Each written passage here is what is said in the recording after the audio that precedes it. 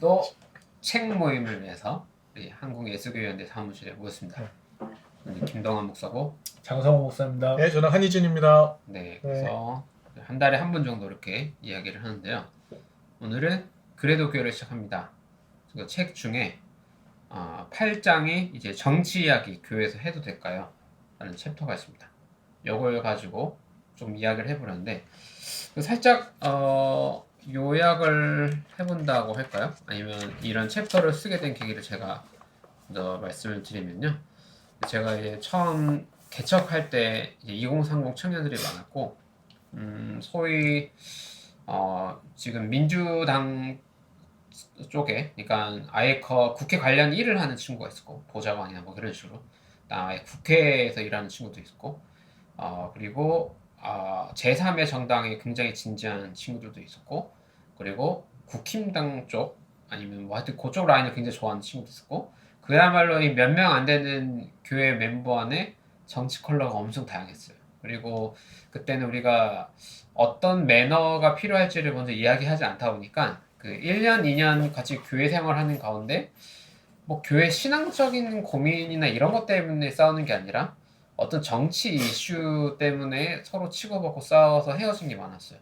근데 지금 예를 들어 교회에서는 우리가 잘 얘기했는데 끝나고 사석에서 이 친구들이 또 한바탕 토론에 붙어서 둘 다 떠난다거나 자꾸 이러다 보니까 근데 고민인 거야. 정치 이야기를 안 할 수는 없어. 우리가 이 땅에 임하는 하나님 나라니까 당연히 현실 정치 얘기를 해야 되는 건 맞는 것 같은데 그런데 이게 현실적으로 현상으로 봤을 때는 항상 싸우고 교회를 헤어져.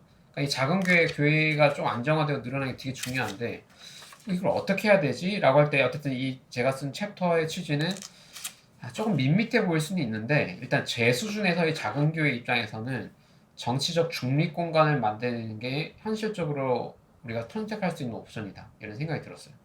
근데 이 이야기는 저희 한국예수교회 연대 안에 있는 많은 목사님들과 생각이 많이 다를 수 있다고 저는 생각이 들거든요. 그러니까 이럴 수 있어요. 아예 우리는 민주당 컬러의 정치 컬러가 있고 목회자가 SNS나 유튜브나 이런 데서 정치 컬러 그런 걸 많이 얘기를 해서 처음부터 그냥 여기에 맞는 분들 모이세요 해서 교회가 되면 저는 그것도 하나의 방법이라 생각해요. 그게 절대 안 된다는 게 아니라 저는 오로지 기능적인 면에서 어떤 입장을 했을 때 교회가 될 거냐라는 가능성을 본 거고 제가 만난 사람들 입장에서는 제가 어떤 뚜렷한 정당 컬러를 내지 않아야만 교회가 가능하겠다라는 결론을 전 내렸고 이거는 그래서 좀 토론을 해봐야 될 주제 같아요. 가장 조심스럽게 쓴 챕터이긴 합니다. 이 부분이. 그래서 여러분들 혹시 코멘트라든지 의견들 좀 들어보고 싶은 주제이기도 했습니다. 그런 얘기들 많이 듣더라고요. 어떤 목사님이 이제 그냥 어떤 주제에 대해서 설교를 하셨는데 듣는 성도님들 중에 어떻게 그렇게 설교할 수 있느냐 이렇게 얘기하는 분들이 생긴다라는 거죠. 그러니까 그냥 목사님은 목사님의 견해대로 성경을 주석해서 설교를 했는데 그런 일들이 생길 때가 있다라는 거죠. 근데 물론 성경을 해석이니까 이제 그게 들어가겠죠. 근데 그 목사님이 그런 얘기를 하셨대요. 따지는 목사님은 성도님한테 그분 개척교회 하시는 목사님이라서 그럴 수도 있는데 성도님 저기 교회가 많습니다. 그랬다는 거예요. 교회가 많고 그러니까 성도님과 함께 행복하게 할 수 있는 그런 교회들이 많이 있어요. 그러니까 그런 교회들로 가시는 게 오히려 성도님도 행복하고 저도 행복하게 함께 할 수 있지 함께 하나님 나라 만들어갈 수 있지 않겠습니까? 라고 말씀을 드렸대요. 그러니까 이제 그게 어떻게 보면 목사님 첫 번째 말하셨던 그런 스타일인 거죠. 그러니까 이런 뚜렷한 목회자가 뚜렷한 뭔가를 이렇게 가지고 있을 때 비슷한 성향의 사람들이 온다. 네. 근데 이제 그게 편하긴 한데 그러니까 저는 그냥 그런 생각이 드는 게 그러면 이제 또 우리가 또 다른 방향에 또 이렇게 폐해가 생기지 않을까 이런 식으로만 또 똘똘 뭉치게 되니까 그러니까 이제 그게 그래서 그거는 아니고 저는 그래서 좀 이상적이긴 하지만 저는 목사님이 두 번째 얘기하셨던 김동환 목사님 두 번째 얘기하셨던 중립지역이어야 된다라는 게 좀 맞다고 생각하긴 하거든요. 그게 근데 목회자의 개인적인 성향은 좀 내려놓고 이렇게 같이 만들어갈 수 있는 공간을 해야 된다라는 생각을 가지고 있긴 해요. 그러니까 내가 내 개인 공간에서는 나의 의견을 밝힐 수는 있어도 그러니까 이런 데에서는 목회자가 이 사람도 섬기고 저 사람들도 섬겨야 되지 않나. 그러니까 섬기는 마음으로 그렇게 가야 되지 않나. 예, 그런 생각이 좀 들긴 합니다. 어렵긴 한데. 원래 그런 입장이었어요? 아니면 그게 책이 바뀌신 거예요? 저는 원래는 첫 번째 성향이 강하니까 교회를 개척하고 나온 거죠. 예, 첫 번째를 생각하고 교회를 개척하고 나온 건데, 예, 가족들하고 살다 보면 그런 어려움이 생기더라고요. 이게 정치 성향들이 다른 여러 가족들이 있잖아요. 가족들 안에도. 예, 근데 그런 게, 그러니까 그런 얘기들을 나누다 보니까 내가 가족들 사이에서도 목회자긴 하잖아요. 가족들 하여서 목회자인데 거기서 그건 아니야 이렇게 얘기를 해버리면 그게 또 이제 대화가 안 돼 버리니까 싸움이 되니까 예, 그럴 수는 없더라고요. 그러니까 이제 그럴 때는 섬겨야 되더라고요. 예, 그러니까 이제 그 섬긴다라는 의미에서 그러니까 그게 뭐 이게 옳다 나쁘다의 문제가 아니라 섬긴다는 문제로서 목회자는 좀 공적인 자리나 이런 공동체에서는 나의 개인적인 성향들은 좀 내려놓을 필요가 있다. 그래야 사람들이 오히려 여기서 그거를 대립이 생기고 어려움이 생겨도 중재할 수 있는 힘이 생기지 않겠나 그런 생각이 드는 거죠. 목사님 혹시 전 좀 생각을 정리하고 있는데요. 지금 어떻게 말할지를 생각을 정리하고 있는데요. 그러니까 기독교가 예수가 말한 하나님 나라는 원래 어떤 그림인데 그 그림이 이 나라의 어떤 정치 체제가 가고 있는 길과 달라요. 그러니 일로 가야 돼요. 라고 하는 합의점이 없는 거죠, 사실은. 그렇죠. 그러니까 그러다 보니까 우리 대한민국의 역사를 보더라도 사실은 이게 굉장히 교회가 우경화되어가는 과정들이 있잖아요. 나라가 새로 세워지는 그 시기에 맞춰서 역사적 아픔들을 극복을 제대로 하지 못하고 교회가 원래 가졌던 세상에 저항하는 야성을 다 꺾여버린 채로 체제에 순응하는 방식으로 교회가 계속 존재해왔고 존재해 가는 가운데 세상이 제시하는 시스템들에 적극적으로 호응하고 순응하면서 교회가 성장하면서 이 정치 시스템에 대해 저항하지 않았던 시대가 한동안 있었잖아요. 그렇죠. 그런데 70년대, 80년대 민주화 과정을 거치면서 교회가 아니에요. 이 독재와 이런 시스템 잘못되었어요 라고 말한 기독교가 또 등장을 했던 거고요. 그러니까 한국 안에는 기독교 안에도 정치적인 모양새로 볼 때 이미 다른 흐름들이 이렇게 존재해 왔던 거죠. 그렇지만 교회의 거대 흐름 자체는 기본적으로 보수적이었고 그러니까 거기서 문제 제기하는 여러 선배 목사님들과 젊은 목회자들도 교인들도 분명히 존재한 것은 사실이고요. 그런데 지금 현재의 교회 정치적인 힘을 갖고 있는 교회가 제시하고 있는 길들은 대부분 다 보수적인 정치 스탠스를 선호하고 결탁하고 거기에 힘을 주고받으면서 함께 공생하고 있는 관계라는 게 눈에 들어오게 되는 거죠. 그래서 그렇지 않은 현실적으로 저항할 수 있는 정치 체제를 더 지지하고 옹호할 수 있다? 거기까지 저도 그럴 수 있다고 생각이 듭니다. 그러나 그렇다고 해서 지금 우리가 알고 있는 양당 체제 안에서의 민주당 시스템이 옳아라고 얘기할 수 있는가? 그건 또 아니라고 생각이 그렇죠. 드는 거죠. 그러면 우리는 도대체 어떤 하나님 나라를 함께 고민해야 되고 어떤 하나님 나라를 이 땅에서 이루어지지 않을 가능성도 높지만 그럼에도 불구하고 이 정도 나라는 꿈꿔야 돼라고 하는 지향이 있나? 우리는 어떤 하나님 나라, 현실태적인 하나님 나라 어떤 걸 꿈꾸고 있지? 그거를 가능하다고 믿나? 그것이 실현될 수 있다라고 믿고 있나?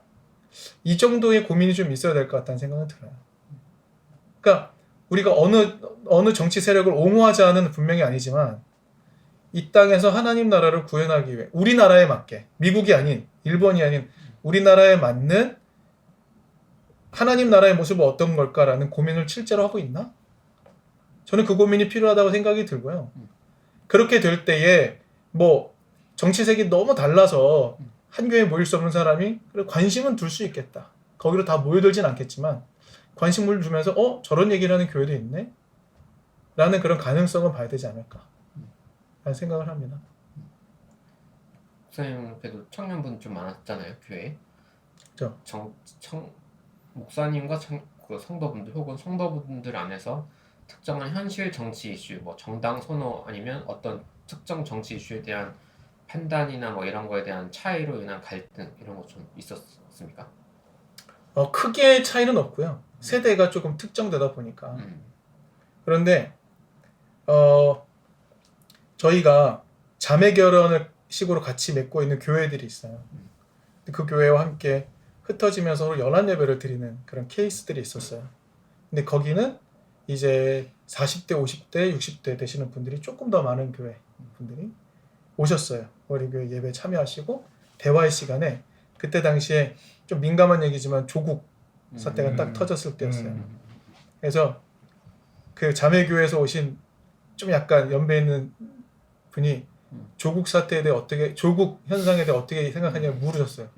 근데 그 순간 이 모든 뭐랄까 더 심도 깊은 얘기로 나아갈 수 없다는 걸 딱 느꼈어요. 왜냐하면 청년들 가운데는 그렇죠. 물론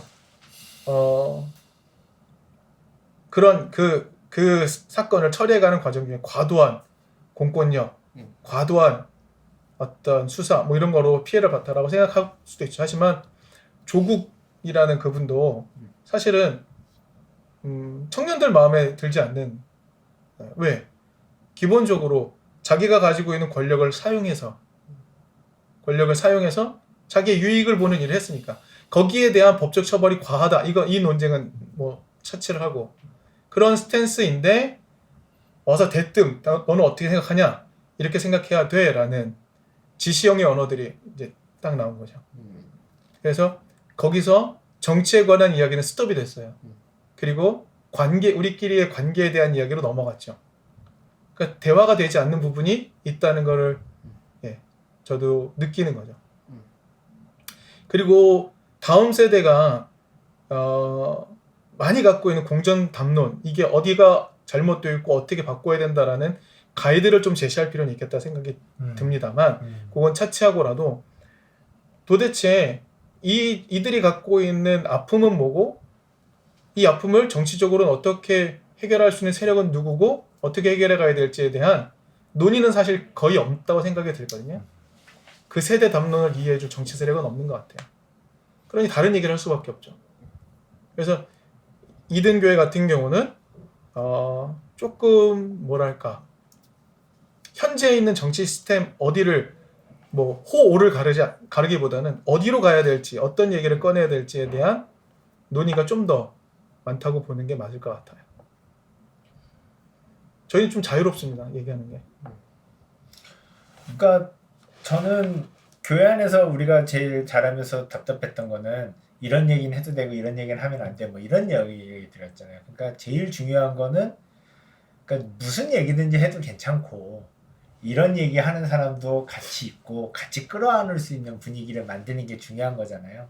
답답한 얘기를 하고 그 다음에 또 그런 얘기를 했을 때 그거를 같이 들어주고 토론하고 물론 의견이 다를 수는 있지만 함께 만들어가는 게 제일 중요하다라는 생각이 들 때 목회자의 식견이 참 중요하다는 생각도 들긴 해요. 왜냐하면은 그러니까 그쵸 그런 것들을 신앙적으로 해석하면서도 정치적인 얘기들을 이렇게 정치적인 식견을 가지고 얘기를 할 수 있어야 되니까. 저는 그냥 저희 교회 분들이 볼 수도 있는데 안 볼 확률이 좀 높기 때문에 편하게 얘기하면 저는 조국 전 장관님께서 제가 뉴스엔저의 한 인터뷰에 좋아요를 눌러주시고. 아 진짜요? 와. 왜 그러냐면 우정학 교수님, 서울대 교수님이 제 기사를 공유했죠. 옛날에 알던 사이라. 그래서 호감도가 살짝. 그래. 개인적인 호감이 뿜뿜인데. 근데 이제 저도 조금 민주당파였다가 이제 열린민주당 관심 갖췄다 당원이었다가 지금은 그냥 무당파가 됐는데 개척교회를 할 때 그러니까 우리는 민주적인 교회잖아.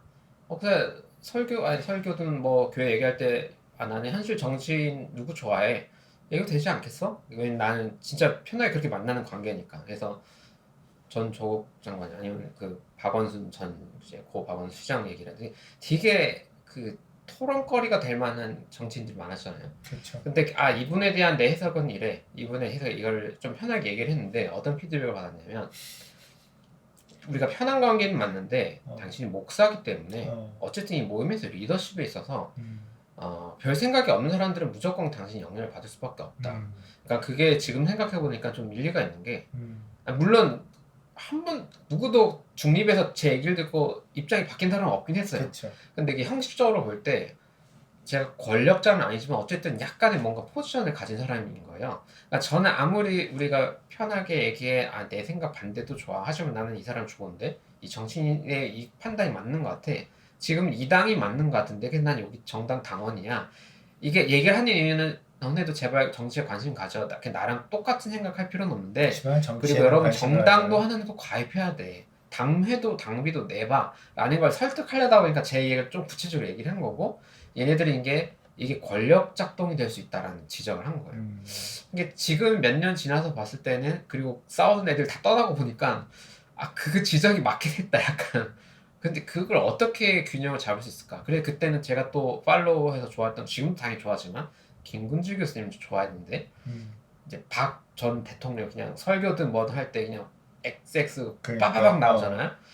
너무 쿨하고 멋지고 와 이제 현실 정치인에 대해서 이렇게 설교 다니든 뭐 기도 시간이든 뭐든 저렇게 멋지게 다 시원하게 말한다고 나도 따라야지 했는데 지금 이제 제가 이런 일을 겪어보니까 너무 성경학자로서 멋진데 이게 정치적 중립적 태도가 아닌 거는 지금 생각해보면 좀 유감스럽구나. 그러니까 저도 저를 반성하게 되고 이거 김근수 선생님의 대부분의 생각이 동일하지만 종교 공간에서는 조심해야 될 게 있겠다라는 생각이 조금 들면서 이게 약간 복잡해졌어요. 그래서 중립성에 대한 고민을 지금 다시